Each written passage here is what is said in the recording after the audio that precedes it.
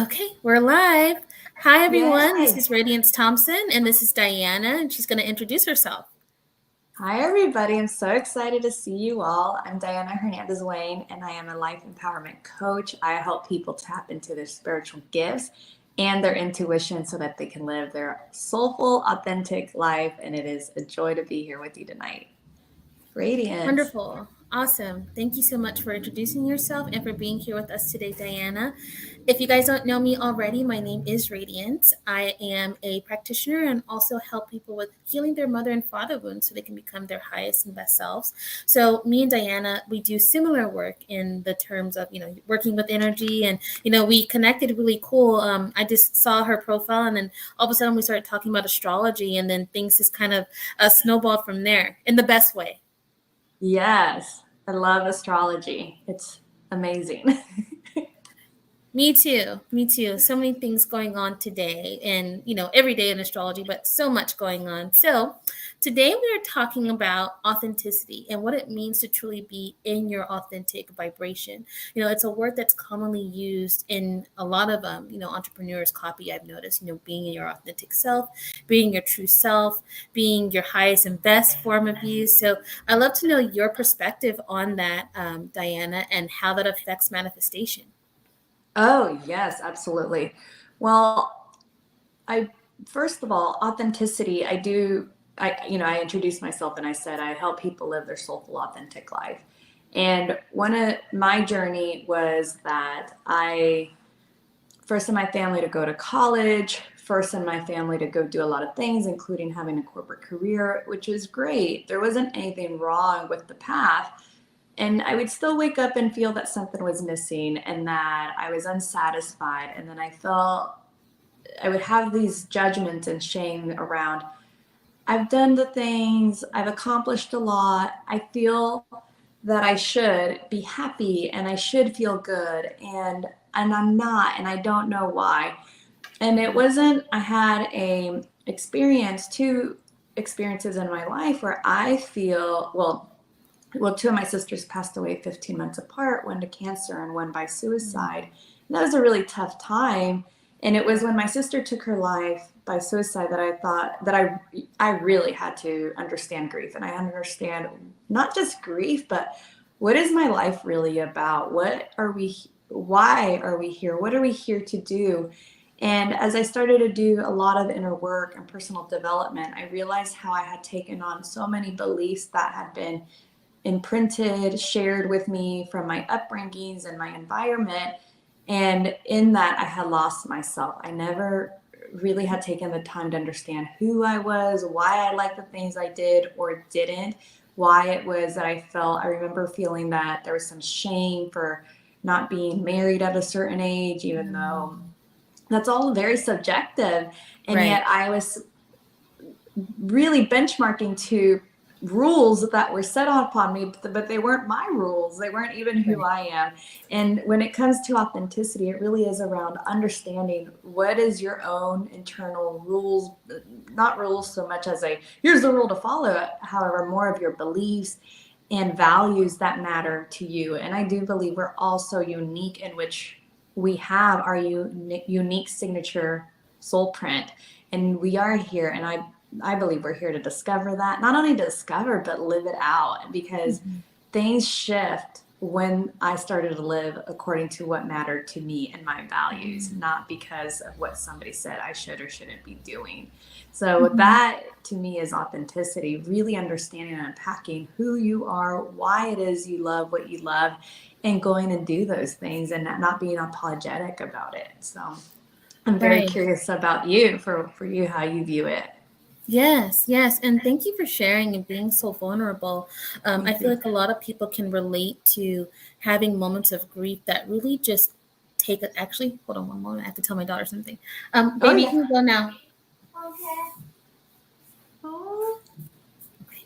So I feel like we can all relate to moments of grief and how that grief can really cause us, or if we allow it to face ourselves and say, okay, Yes, is this really me? Is this the life that I am choosing to live, or is this a life that's been chosen for me? Which is what I feel like you exactly. did. A lot of really great and deep self-reflection. And it also sounds like you really took action on what to do after you had those moments of discovery within yourself. And Mm-hmm. that to me is what separates a lot of us as entrepreneurs and as people that are taking risk and leaps and really doing the work is, hey, am I going to be aware of something and choose to do something about it, or am I going to stay in this exact place and be where I've Exactly. always been? So I really love that you took the initiative to take action and say, hey, I want to be different and I want to live a Yes. life that feels authentic to me. So Yeah. one of the things that you said that I felt like was really powerful too is we all have our own unique soul print, our own Yes. signature. And I think that's basically what authenticity is Mm-hmm. remembering what that signature is, remembering what our soul imprinted us to do or be before we got here. And perhaps we lost that along the way. And I love Absolutely. also that you said about how it was chosen for me, certain things about your life that you had lived, checking all the boxes with your career and checking the boxes with education, but perhaps not checking a certain box on being married. It's like, okay, well, these are all really arbitrary, right? But for Mm-hmm. some reason it's like it's supposed to have happened at a certain time. And where do those beliefs come from? And Yeah. often it does come from your conditioning. It comes from how Yes. you were brought up. It comes from perhaps societal conditioning and seeing commercials. I was looking at some Mm-hmm. research, and you're like you're already ingrained at an early age, especially with gender roles, with what you're supposed to be doing as Yeah. a cis male or a identified male at birth. With Yes. the physical activities, with like Mm-hmm. the toy cars and like the very almost violent toys that boys are Mm-hmm. given versus the more Betty Crocker-esque, Stepford Wife-esque toys that women are given. And it's like it's ingrained in you how you're supposed to be at Yeah. such a young age with even subtle or maybe even not so subtle tones. But for Mm-hmm. me, authenticity is being aware of how certain things have been ingrained in us at a certain age and how that those ingrained conditionings have affected our Yeah. behaviors, our beliefs, our thoughts, our emotions, and who we've become as adults. And then saying, okay, well, does this match my inner being? Does this truly match who I want to be? Does this Yes. even resonate with me, with my soul imprint or my energy Mm-hmm. signature?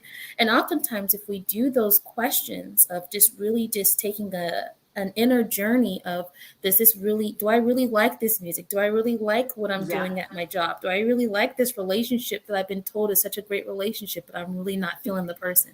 Like, am I really enjoying this life? And when we do that introspection, that's when we can say, hey, yay or nay, and really start Mm-hmm. taking a reverse engineering approach as to why it even got that way, where this was an acceptable part of our lives. And Yeah. often it comes back to certain wounds, and specifically mother and father wounds, and how that Mm-hmm. affects our ability to ride our own wave. Are we Yeah. riding a wave that was given for us, to us, or is it a wave that actually resonates with our soul? So Yes. when we take that introspection and reverse engineer, we often realize that we've been, going on an upward trend on our own wave and pushing ourselves to the point of burnout because we've been told that we Mm-hmm. have to do in order to be of value. Yeah. Or perhaps we're in a state of complete restfulness where we're thinking that life's just going to happen for us if we just be. And, as long as I think and be it, it's going to happen. And, you're just going in circles. You're Yes. either too far to the left or too far to the right. And what happens when you're too far to the left or too far to the right? You're spinning in circles, right? Mm-hmm. So Yeah. often if we can take an analysis of, if we're too in the upward incline of our own way, which would be more of like a masculine energy of Mm-hmm. doing and being, not being, excuse me, doing and focusing and criticizing ourselves to the point of oblivion? Or are we too in that restful state of the wave? Are we too in that trough? Are we too in that, I'm going to sit and wait, and life is going to be where I want it to be one day magically. Are we in that place? So Yeah. it takes a lot of healthy analysis to say, okay, am I truly in my own authentic inner union within myself, where I'm have a healthy balance of both? Yeah. So I feel like I went on a little bit of a tangent No. there, but yeah, I that's my definition of Yeah. authenticity, truly having a divine inner union where you know how to recognize when it's time to be in that forward projectile movement in our lives, and when it's time to be in that restful, I'm taking in Mm, the moment, taking in this present time and saying, okay, where are we going from here? yeah. And I love you touched on so many things that are incredible. That is so important for anyone watching and is aware of. I know there's certain things I need to work through, and I want to touch on the first part around doing the work and doing that inner self assessment that you're touching upon, because I think that actually is a little bit of the harder part of getting started Mm, in that work, because it right. can be daunting and it can be scary and it can feel as, like a little Yeah. tough to face yourself. And yet, what I have discovered is that when I have not in a harsh judgment, okay, let's do this, but just sort of like grace, compassion, looked at what is coming up Mm, and honor it, that is when that energy can be released and processed and healed. And yes, that's when a lot of the mother and father wounds come up. For me, a lot of my mother wounds have come up in my journey of healing grief, and how I realize all of my imprints came from a lot of her beliefs that she believed were good for me but weren't necessarily aligned to me. And I think that feels scary or it feels wrong, and yet it really gave me my freedom to address and face those wounds, because it really was a liberation of, oh, these ideas that were imprinted on me, wow, those aren't mine. Oh my mhm. goodness, I can release, I can actually choose something different. Like, that to me was mind blowing, that I could choose a different path for myself. And I'm not talking about Right. in a bad way of doing crazy stuff. It was just truly of, oh wow, I really could quit my job and become an entrepreneur. Why not? Right. Right. And of course, that then there's the other piece that I love what you touched upon was the wave of, where do you take the action or where do you sit still and reflect? And that, I do believe, is an art, and it's a beautiful art that is incredible, because there are definitely times where sitting still, reflecting, introspection really provides so much wisdom. And then there's times of, okay, let's take this wisdom and let's go apply that action to manifest, which was one of your questions there. How does that apply to manifestation? Because I agree. I've done the whole extreme from healing to where of, okay, I'm Mhm. going to sit and receive. And then nothing happens. And I'm like, why is nothing happening? And the Right. analogy I always give is, if you want to lose weight, you're going to either have to change something about, one, you have to become aware of what could be causing or having you Mhm. in that pattern that has you at that weight that you're not satisfied with. And what is really driving that wanting to lose weight? Mhm. Then once that self-awareness comes upon, that's the inner work, then you need to decide, okay, is it perhaps, again, self-awareness, because it's not always just go to the gym, which I think there's the common default. It could be truly maybe I'm eating and snacking late at night, and if I just cut that will Mm, eliminate some of those extra pounds. yes. And so there's obviously what you desire, what you want when we think about manifestation, and then there's that self-awareness assessment of, where am I now, what is perhaps blocking Mhm. me, or where am I holding myself back very unknowingly. And then once we become aware, there's that action, and that action is, okay, maybe I need to go to the gym, or maybe I change some of my eating habits, or maybe it's a combo, right? That action piece is equally very important to the whole manifestation process. Without Right. that, we're just wishing the pounds would shed away, and they don't. Yeah. I've tried it, they don't shed away. Right. Right. Right. And what you're describing, what I'm hearing too, is once again knowing when to take that feminine Yes. approach of reflection what does need to be changed. Because if you think about it, when it comes to having that divine inner union between a masculine and feminine energies, the feminine is what gives that life force energy that allows the masculine to take action. But Mm-hmm. without that life force energy, it's really difficult for that masculine to take action, or it causes that masculine to take action without the knowledge that would make that action be more effective.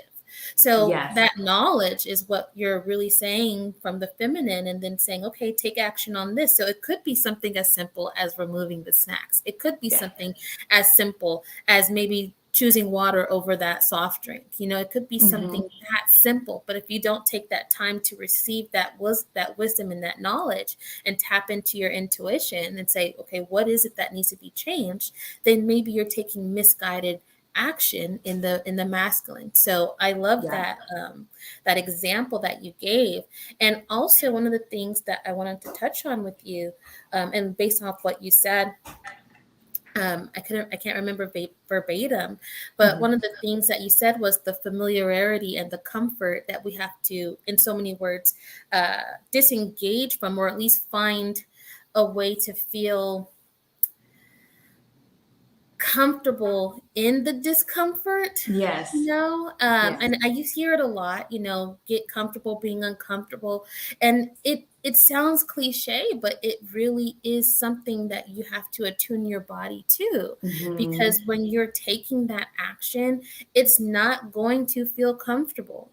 And I'm not Mm-hmm. saying to take massive action that just throwing yourself off of a cliff at first. Sometimes massive action is just taking that first step, whatever Yes. it is subjective for you.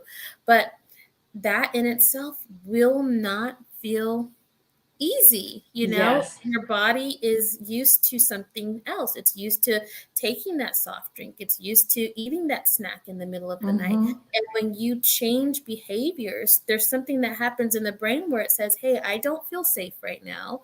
You're doing Yes. something that's not in the same circuitry and wiring that Exactly. I've been used to. So what the hell is going on? And then that's Yes. where that discomfort comes from. And then that's where it almost feels like you're at war and fighting yourself. And it's Mm-hmm. like, okay, well, in order for you to repattern, you have to be okay with that in between, that void of where you are and where you want to be. And I think that's what is the most not obviously uncomfortable, but it's scary, It is because scary. your Yeah. body, it's like you're putting your body through a shock. You're putting your Yes. nervous system through a, hold on, where the hell are we going right now? Because this is a new pathway that we're Abs- generating, and Yeah. I don't know how to get here. There's no GPS. This is our Yeah. first time here. You know what I mean? So Yeah, just absolutely. being comfortable with not always knowing where you're going to go, what like you'll know necessarily the direction, but you won't necessarily know the end point. You won't necessarily Mm-hmm. know the where it's going from here. You may Yeah. not go from A to B, you'll go from A to C. And it's like, okay, well, did we skip B along the way? And just being okay with that, not always knowing every aspect of where the journey is going to go. And you're touching on something that is so, I've learned, um, based on my belief, not like based on unpacking who I am. I realize how I realize that drastic change for me, because again, another narrative, especially in personal development, there's a narrative of massive action, and burn your bridges and burn the boats or whatever, and that sounds exciting and great. And then as I learned about myself, which is how we connected so much on astrology, I realize I am my horoscope sign, and it's not like an excuse. It's just understanding. Again, this is about self-awareness, understanding who you are, what drives you. I needed more subtle changes, and I think of it as of small compound changes. And there's a book called Atomic Habits that talks about making small incremental changes to achieve the habits and desires that you want. And Mm-hmm. truthfully, I found that to be better for me than to burn my boats and bridges and have all the discomfort, because it is exactly that physiologically, the nervous system gets so triggered, and the mind is going to try to protect us and shut us down and not allow us to move forward. So, even using that gym example, if we go to the gym for the first time in 3 years, post pandemic, and we're Right. like 2 hours of a workout, the body's gonna, one, be exhausted, and the next day, no way is the mind gonna be on board to go to the gym, right? So even which is Right. obviously, this is a real example, because when I found myself back at the gym, I was like, I'm just gonna do it slow. I'm gonna get on a treadmill, and I'm not even gonna try to run or do what I used to do. I'm just trying to walk, for 20 minutes Yes. and make it manageable. And my success was I made it to the gym, right? And then it's been slowly incremental, and now I've been going quite consistently. But I think that that's an analogy for life too, that it's very easy. And for some, maybe they need that extreme cut the cords, go forward. That works great for some. For others that need the small changes so that the mind and the nervous system can really get on board, the small steps are going to go along the way. Neither is right or wrong. It's more of what really resonates and works for you to achieve the results that you want. And I think that's a gift too, that art to understanding what matters for you, but really still taking that action towards your desires. Right. And, it's amazing that you say the gym analogy, because I was reading before our live, and it gave me a muscle analogy. And I was like, okay, well, that works really well. And here we are talking about working out. So of course. Yeah. But that's what it said. Like, when you're really just finding that inner balance, it's about knowing how to use the muscle. So the muscle, when you overwork it, when you're too in that masculine, what happens? You get to the point where the inside, it may look strong on the outside, but inside it may be feeling weak because you've overworked it. Perhaps you've taken supplements to make it build stronger, faster, and look, outwardly very strong and structured. But in the inside, it's like it's already breaking itself down because you're not giving it the right nutrients. Yes. And on the opposite end, if you don't use it at all, if you're just being, and if you're never really, or even avoiding taking that action to build that muscle, what happens? Your muscles atrophy. You start losing that muscle, and you start feeling weak. So it is absolutely an art to recognize what part of the wave you're in, if you're in that time to build that muscle, and doing it in a way that works best for you. And obviously then there's times to rest the muscle and make sure that it helps recover and heal and rebuilds itself, so you can continue working it out. So it really just goes back to us really finding balance between both, so that way you can live an authentic life. Yes, absolutely. I think that's the key takeaway for anybody watching, is the balance, the self-awareness and that balance within, because without that balance, and I've been very guilty of this, burnout will happen, and then even the universe will be quick to pull you down and say, nope, this is not where you need to go, whether it's being sick or some level of stress or something unexpected. I've just noticed when I fall out of attunement and alignment with myself, and I'm forcing things, right, really, really on the gas pedal of the masculine energy, man, that there's some tough crash and burns that I've experienced. And on the flip side, when I'm just, forget it, I'm great, it's like stagnant energy. Yes. I know exactly what you mean. I remember, this has happened to me a lot of times, so I can speak from experience. But I remember when I would just go really, really hard, when I was trying to work out and get myself to a, body size of my ideal shape and size, and when I would just go too hard, eventually I would burn myself out to the point where I didn't want to, because my muscles were too hurt. And then on the flip side, if I didn't do anything, then that's when I gained the most weight. So just going back to finding that balance to live authentically. And one of the things that I feel like the audience can take away, like an exercise in recognizing when, it's time to be in that masculine, when it's time to be in that feminine, and what is authentic to you, is choosing what chooses you. So how can you choose what chooses you? So how can you recognize when you're on the downward trend of a wave of life, when you're in that trough, versus when you're in that crest, when it's time to really just upwardly lift ourselves out of a certain point of our lives? Yeah. So if you're in that trough, if you're in that rest period, ask yourself how long you've been there and what has changed in between the time you were taking a lot of action versus the time you were in this restful period. Has there been much changes? Because those cycles, there's supposed to be some sort of evolution in between the hill and the valley, or the crest and the trough, or the high points and the low points. There should be some sort of Mm-hmm. beginning, middle, end. There should be something in between. But Mm-hmm. if you've been in this same place for a long time, then there's probably something that's telling you that needs to take some action. Are you Yes. in a place where you have been lethargic to the point of that nothing is getting done? Are Yeah. you in a place where you are experiencing lack of motivation? Are you in a place where you're experiencing perhaps restlessness, where you know Mm-hmm. that you're supposed to be doing something, but perhaps you're not, because there's some other things that we can unpack in a different live. But Yeah. there's always a reason as to where those feelings come from. So I ask you to please ask yourself these questions and see what comes up. And I'm asking you also, when you ask yourself these questions, to just let the pen do the Yes. writing. Just let it Yeah. come out. Don't necessarily think too much. Don't worry about spelling and grammar. Just let it flow. And I'm telling you, you'll find the answer, because the subconscious is waiting for you to ask Yes. it these questions. On the flip side, perhaps you are taking so much action that you're not taking your time to rest. So do you maybe associate your value with doing? Do Mm-hmm. you do so much to the point where you uh, are obviously not resting, but also to the point where you're still in the same place where you've been? Because if you are doing all the time, it does not necessarily mean progress.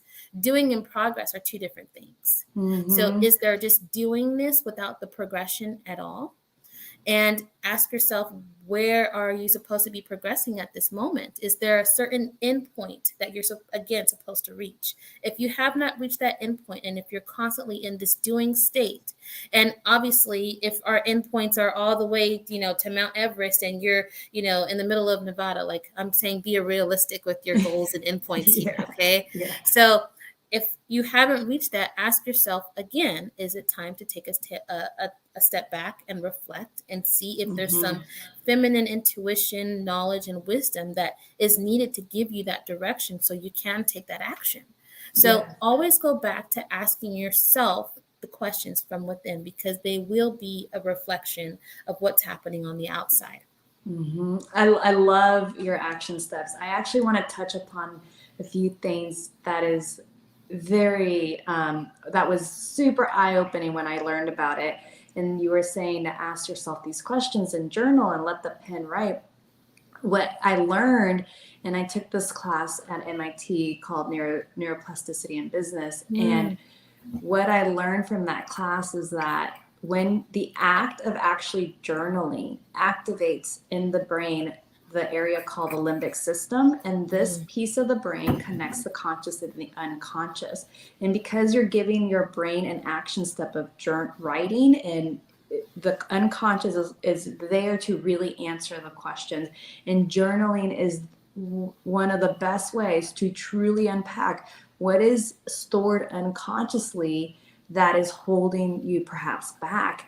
And Mhm. it will answer because you ask that question, and the brain is focused on answering, and it's looking, and then it's activating that limbic system, and then the pen will Ooh. flow truly because the brain is activated to answer the question through the act of journaling. So that's one Love piece that I never knew until a few years ago. And I thought, this makes so much sense because, yes, I Yes. would learn I would be shocked at how I would write something. I'm like, but then I'd look at it like, oh, did I just write that? And now I know that my subconscious mind is truly answering those questions. And Yes. it's, and it speaks to the other piece that I wanted to touch on that you mentioned was that intuition. I do believe that, and this is where I love coaching so much and the work that we do, is coaching helps us become self-aware. The answers are not Mhm. Diana or Radiance telling you the answers. We are the coach to guide you, but the answers are in the soul that wants to come through. And a big Right. part of that is that tapping into that intuition. And Mhm. and when we recognize, I used to just, I was in a weird way looking for somebody else, another imprint, because I used to look to my parents for guidance. I somehow thought that somebody else had the magic answer, and I would just read or buy Right. some program and all these things without recognizing that, oh, a great coach will help you really unpack this. But the answers really truly came from me. And Right. a lot of my decisions, in terms of my manifestation too, have been as a result of me tapping into my intuition to know when to take that action. And many coaches have wonderfully told me, you have these abilities, you can do it. And even though Mhm. I know I heard it, my body didn't really receive it because my Right. unconscious mind wasn't ready for that until I healed and became aware. We did all the things that we talked about, the mother wounds.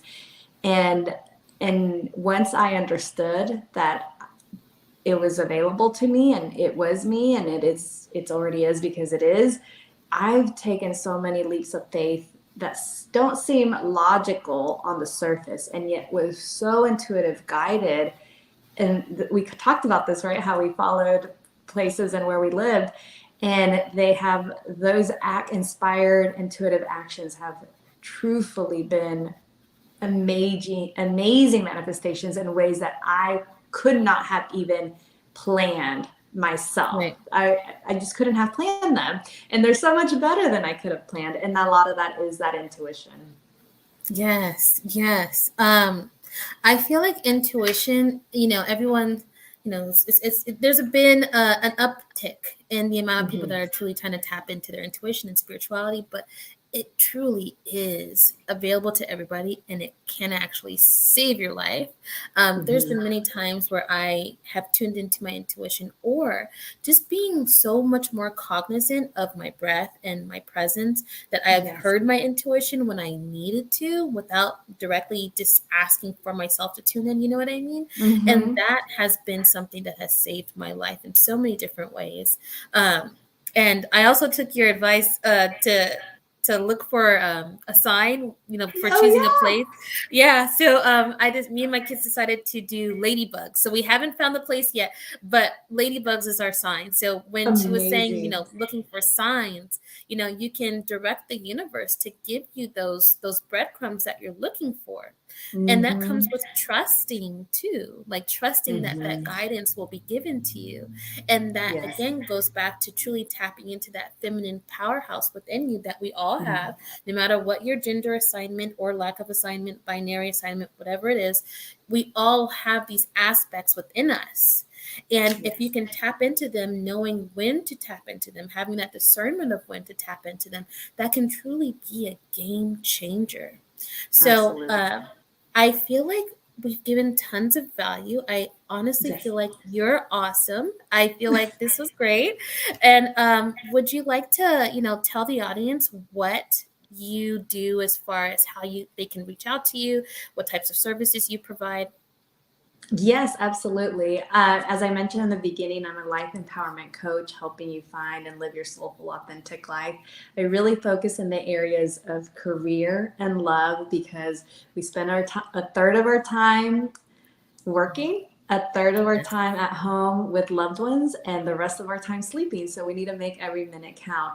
You can find Mm. me at Diana Lives on all the socials, or on my website, Diana Wayne, and we can explore what one-on-one coaching.